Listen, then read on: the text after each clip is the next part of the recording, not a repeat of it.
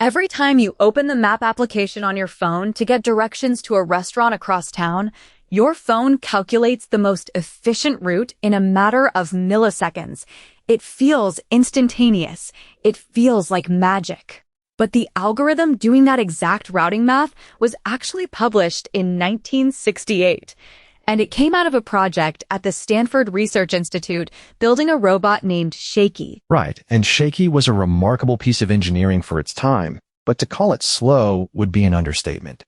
To get Shakey to figure out a path across a room full of obstacles, the planning process could take hours. Just to push a single block a few feet could take several minutes. You could literally go make a cup of coffee, drink it, read the newspaper, and Shakey might still be thinking about how to move a chair. Which is incredible to think about today. The algorithm driving it was not wrong. It was perfectly correct. But the machine sitting underneath that algorithm was completely unready for the math it was being asked to do. And that sets up the most difficult question in the history of artificial intelligence. How do you tell those two things apart? In the moment, before history gives you the answer, how do you know if an idea is fundamentally wrong, or if it is just waiting for a machine that can actually test it? It is the hardest problem in the field. When an idea fails, the failure looks exactly the same whether the math is flawed or the hardware is just too small. The machine just sits there and does not give you the result you wanted. And that ambiguity is exactly what we're going to look at today. Welcome to episode 2. Today we're looking at the era when the field had to figure out how to judge its own ideas, and what happens when the testability of an idea, rather than the truth of it, becomes the judge. Quick note, this is education, not advice of any kind. AI moves fast, so treat it as a map, not gospel, and go try it yourself. In our first episode, we established the core loop of how this entire industry moves forward. An idea appears, and the hardware of the day decides whether that idea can be tested. If it can be tested, the results either validate or reshape it, and those useful results attract money. Then, the money buys better machines, which makes bigger ideas testable, and the loop repeats itself. We ended the last episode with Alan Turing asking for 1 billion bits of storage when the best machine available had 1,024. Which left us with a very specific, dangerous dynamic. When hardware cannot adequately test an idea, that idea starts to look simply wrong to the people watching. The field starts reading the word untestable as refuted. Exactly. And the spine of today's story is that the same decade produced both of the major failure modes of that dynamic. We are going to look at 2 famous projects that were completely misread, but in opposite directions. First, the Perceptron, which was a real, bounded mathematical result that ended up completely underrated. And second, ELIZA, which was essentially a few pages of clever text formatting that ended up wildly overrated. One was dismissed because its real potential could not be run at a convincing scale. The other was celebrated precisely because it did not need to be run at scale to trick people. Both of them show what happens when people judge an algorithm by what the hardware allows them to see. Let us start with the underrated one, the Perceptron. And to understand what was actually built, you have to picture a machine that makes learning into a physical, mechanical process. The Mark I Perceptron is one of my absolute favorite pieces of computing history. This was built at the Cornell Aeronautical Laboratory by a researcher named Frank Rosenblatt. The project was called Project Para, and the Mark I was not a program running silently in the dark. It was a massive, physical, humming wall of hardware. Just the sensory input alone is fascinating. The retina of the Mark I was a grid of 400 cadmium sulfide photocells, arranged in a 20 by 20 array. That is what it used to look at the world. Yes, and the way it learned is what makes it so incredibly beautiful. Today, when we talk about neural networks updating their weights, we are talking about numbers shifting around in silicon registers. But on the Mark I, the weights were the physical settings of 512 motor-driven potentiometers. There was one for every association unit in the machine. So when you say the machine was learning, you mean actual electric motors were physically spinning to turn knobs. Exactly. Learning was an electromechanical process. When the machine made a mistake, the feedback mechanism would trigger these little motors, and you would hear the physical whirring as the machine adjusted its own internal state. It is the most literal machine learning has ever been. You could stand in the room, present it with an image, and listen to the machine physically turning its own dials to learn the pattern. It is such a visceral image. You can see why people were captivated by it. But the timeline of when people got captivated and what they were actually looking at is where the story usually gets mangled. There is a massive correction we have to make here about the history. This is one of those things that gets repeated wrong in almost every textbook. If you look up the Perceptron, you will often see it stated that the Mark I physical machine was built in 1957. That is simply incorrect. The 1957 work, which was detailed in Rosenblatt's January 1957 report from Cornell, was a simulation. They simulated the idea on an IBM 704 computer. The physical Mark I machine with the photocells and the turning potentiometers was not assembled and tested until between June and December of 1959. And there is a primary artifact that settles it. The Mark I Perceptron Operator's Manual, out of the Cornell Aeronautical Laboratory, is dated the 15th of February, 1960. A machine does not get an operator's manual 3 years before it exists. And its first public demonstration was not until the 23rd of June, 1960. The reason this matters so much is that there was an explosion of press coverage in the summer of 1958. And when you read the history, people constantly assume the 1958 press was reacting to the physical machine. It was not. The July 1958 Navy press event demonstrated the simulation running on the IBM 704. Which is a pattern that is going to repeat itself over and over again in this field. The hype arrived about 2 years before the actual dedicated hardware was ready to show the public. The press was reacting to the promise of the mathematics being simulated on a general-purpose mainframe, not to the humming motors of the Mark I. And when the press did react, they lost their minds. The level of expectation that was set in that summer of 1958 created a bar that no machine of that era could ever possibly clear. New York Times ran 2 major pieces that summer. On the 8th of July, 1958, the headline was, "New Navy Device Learns by Doing." Then, 5 days later, on the 13th of July, they ran another piece titled, "Electronic Brain Teaches Itself." And the claims in those articles are astonishing. But we have to be very careful to split the attribution honestly, because 2 different groups were saying wild things, and history tends to mash them together into one sentence to make Frank Rosenblatt look like a pure huckster. Right. The expectations that the machine would eventually be able to walk, talk, see, and write, those were attributed to the Navy. The Navy was the one driving the science fiction expectations of a walking, talking robot. But Rosenblatt had his own grand claims. The claim that perceptrons would eventually be able to reproduce themselves on an assembly line, and that they would be conscious of their own existence. That was attributed directly to Rosenblatt. So you have this overwhelming wall of noise.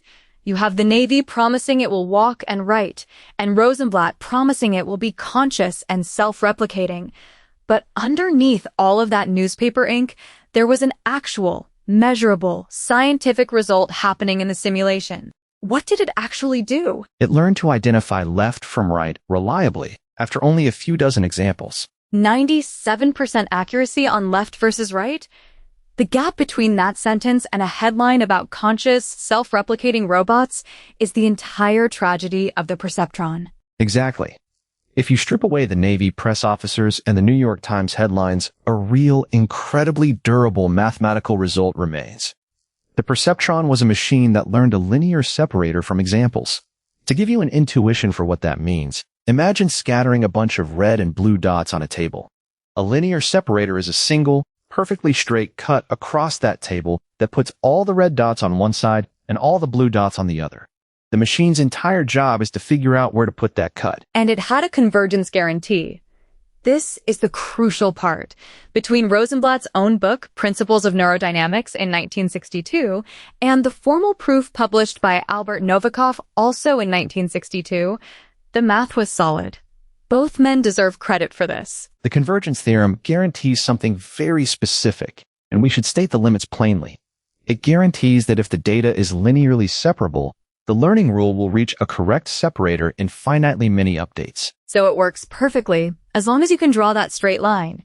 But you can only ever draw one straight cut, and some problems simply cannot be cut that way. So was the criticism of it actually fair? On its own terms, yes, it was entirely fair. The math was solid, but the boundary was absolute. It guarantees absolutely nothing if the data is non-separable. It says nothing about how to train multi-layer architectures. And it does not promise to find the best possible separator, just one that works. It is a genuine result with a known, clear mathematical boundary. But the field itself was about to forget where those boundaries actually were. While the perceptron was being punished for being a real mathematical breakthrough wrapped in too much hype, another project was happening up at MIT that was the exact mirror image. This was a project that had almost no mathematical depth at all, but people treated it like magic. In January 1966, Joseph Weizenbaum published a paper in the Communications of the ACM titled ELIZA, a computer program for the study of natural language communication between man and machine. ELIZA was written in a language called MadSlip, and it ran on an IBM 7994 computer under the Mac time-sharing system. And unlike the Perceptron, which was trying to physically model how learning works, ELIZA did not learn anything at all. Nothing. It was entirely based on keyword detection, decomposition, and reassembly rules held in a simple script. Let us walk through how it actually worked. If you typed the sentence, "I am unhappy," the script would scan the text, ignore almost everything, and lock onto the keyword, unhappy. Then it would apply a rule to turn the sentence inside out and spit back a pre-written template. Something like, "How long have you been unhappy?" And that is the whole trick. There was no world model. Nothing was actually understood. It literally just matched a word and rearranged the syntax. There was zero memory across the conversation. It would forget what you said 2 sentences ago. From a compute perspective, it was essentially free. Think about what we covered in episode 1. Alan Turing was practically begging for 1 billion bits of memory just to get a foothold on artificial intelligence. And here is a program that people found more convincing than anything built before it, and it needed almost nothing. It was just reformatting text strings. The genius of ELIZA was entirely in the framing. Weizenbaum famously set it up to mimic a Rogerian psychotherapist, and he was incredibly clear about why he did this. In his own words, this mode of conversation was chosen because the psychiatric interview is one of the few examples of categorized dyadic natural language communication in which one of the participating pair is free to assume the pose of knowing almost nothing of the real world. That is such a brilliant insight into human psychology, because a Rogerian therapist is supposed to reflect your statements back to you. It is the one conversational role where knowing nothing and just asking questions back is actually the correct behavior, rather than an evasion. So the program's total ignorance stops being a defect. The ignorance literally becomes the format. And Weizenbaum pointed out exactly where the illusion lives. The assumption of background knowledge, he argued, is one made by the speaker. The person typing at the keyboard is doing all the work. They are filling in a mind on the other side of the screen because that is what human beings are wired to do. The machine provides the reflection, but the listener supplies the intelligence. And honestly, we should sit with that for a second. Any system that mainly produces fluent, agreeable, well-formed responses is borrowing this exact same effect. The appearance of understanding is engineered, and we should all probably be a little more careful about it than we are. The reaction genuinely frightened Weizenbaum. Even in that original 1966 paper, he was already aiming at deflation. He wanted people to know it was just a trick. But the most famous anecdote about people falling for it actually came later. Right, the story about his secretary. It is important to note this is not in the 1966 paper. He wrote about it in his 1976 book, Computer Power and Human Reason, 10 years later. By that time, his alarm over how people treated machines had deepened into real philosophical concern. He described how his secretary had watched him work on the program for months, and therefore surely knew it to be merely a computer program. And yet, after only a few interchanges with it, she asked him to leave the room. Which is just remarkable. She had watched him build the script from scratch. She knew exactly what it was. She knew there was no mind inside it, and it made absolutely no difference at all. People often say Weizenbaum coined the term the ELIZA effect to describe this phenomenon, but he didn't. He described the psychological phenomenon perfectly, but the term itself crystallized later in other people's writing. And while Weizenbaum was trying to warn people, others were leaning into it. Also in 1966, Kenneth Colby published A Computer Method of Psychotherapy, proposing that these systems could see genuine clinical use. He later built a system called Perry at Stanford in the early 1970s that simulated a paranoid patient. The takeaway here is profound. Seeming intelligent is computationally cheap. Being intelligent is computationally incredibly expensive. And every single software demo you have seen since 1966 should be read through this exact lens. Which brings us back to where we started the episode. If seeming intelligent is cheap, what does it look like when a machine is actually doing the hard, expensive work of intelligence, but the hardware just cannot keep up? We go back to Shakey the robot at SRI, running roughly from 1966 to 1972. Shakey ran on a shared SDS 940 computer. To give you a sense of the scale, it had 64K words of 24 bits. In modern terms, that is about 192 kilobytes of memory. Later in the project, they moved to a PDP-10, but the constraints were still brutal. As we mentioned in the cold open, contemporary accounts describe Shakey's processing and planning taking hours, with simple actions like pushing a block taking several minutes. It was agonizing to watch. It looked like a failure if you were standing in the room waiting for it to do something. But look at what came out of that agonizingly slow robot. In July 1968, Hart, Nilsson, and Raphael published the A-star algorithm to explain what A-star actually does in plain language. If you want to find the shortest path through a maze, it searches the possible routes, but it uses an estimate of the remaining distance to decide which route to try first. That means it does not have to blindly explore every single dead end. In 1971, Fikes and Nilsson published Strips, which was the planning architecture. And both of those are not museum pieces. They are in massive production use today. A-star is running in routing software, in global logistics, and in video game pathfinding. Right now, more than 50 years later. It is just staggering to think about. You have an algorithm that is good enough to still be running the modern world, sitting on a machine that was so slow the demonstration looked ridiculous at the time. It is incredibly unfair to the researchers. These were correct, highly reusable, durable ideas, but the machine they were running on made them look like a joke. So you have a field dealing with hype, illusions, and incredibly constrained hardware. And into this fragile environment drops a book in 1969 that changes everything. The book was Perceptrons, written by Marvin Minsky and Seymour Papert. What they proved in that book was real mathematics, and it is entirely correct. They proved real limitations of single-layer perceptrons with restricted receptive fields. Specifically, they proved it could not solve the parity problem, of which the XOR function is the 2-bit case. And they proved it could not determine connectedness, whether a shape was fully connected or not. But the damage was not in the math. It was in the commentary. In the epilogue, they wrote that there was no reason to suppose any of those virtues would carry over to the many-layered version. And then came the sentence that did the real damage. This one is confirmed word for word.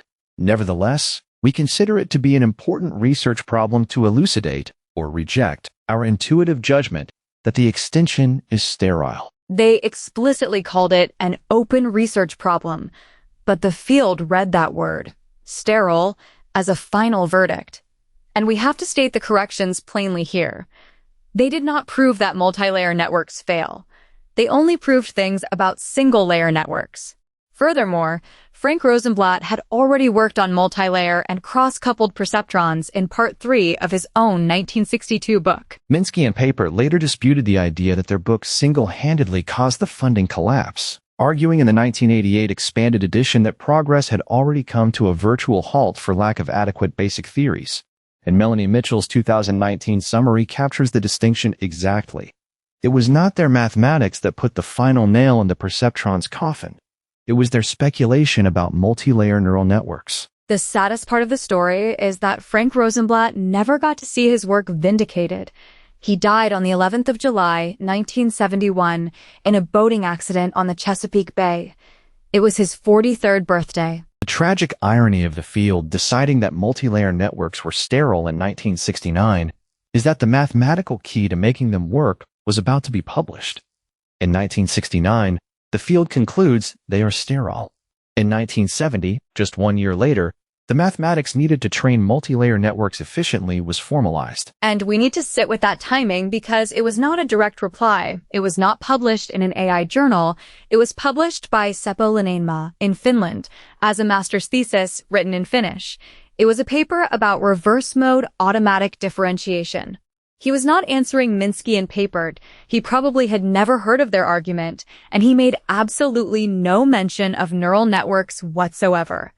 He was solving a different problem, and the answer just happened to be the exact same mathematical answer. The chain of credit for what we now call backpropagation is genuinely contested, and we are not going to take a side.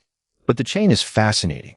You have Kelly in 1960 and Bryson in 1961 working in control theory. You have Linnainmaa in 1970 formalizing the math. Paul Werbos explicitly connects it to neural networks in his 1974 Harvard PhD thesis. Parker and Jan LeCun work on it independently around 1985. And then finally, Rumelhart, Hinton, and Williams published the landmark paper in Nature on the 9th of October, 1986. That is 16 years between Linnainmaa's thesis and the Nature paper. 16 years where the technique existed in the world. And the honest part of this history is that nothing was suppressed. Nobody hid it in a drawer on purpose. It simply could not be demonstrated on anything anyone would find impressive given the computers of the time, so it sat there for 16 years. Which is exactly what this whole series is about. And people were not chasing it because the money had evaporated. In 1973, the UK Science Research Council published a report commissioned from Sir James Lighthill, evaluating the state of artificial intelligence. His conclusion was brutal. He wrote, verbatim, "In no part of the field have the discoveries made so far produced the major impact that was then promised." And to be fair to Lighthill, that is what makes us honest rather than cheap here. He was substantially right about the methods of his day. His core argument was about combinatorial explosion. Right. Combinatorial explosion means that every extra step you add to a problem multiplies the possibilities. So a method that works fine on a toy problem does not merely get a little slower on a real-world problem. The math completely blows up, and it becomes impossible. That was a valid, rigorous critique. Lighthill split the field into 3 categories. Category A was advanced automation. Category C was central nervous system research. Both of those survived. But Category B, which stood for building robots and bridging the gap, was utterly condemned. The result was that AI funding ended in almost all British universities, with Edinburgh and Sussex largely being the only ones spared. This culminated in a famous debate at the Royal Institution on the 9th of May, 1973, pitting Lighthill against Donald Michie, John McCarthy, and Richard Gregory. The freeze was international. In the United States, the Mansfield Amendment of 1969 required that defense-funded research have a direct, apparent relationship to a specific military function. And DARPA's 5-year speech understanding research program at Carnegie Mellon ran its full course to 1976.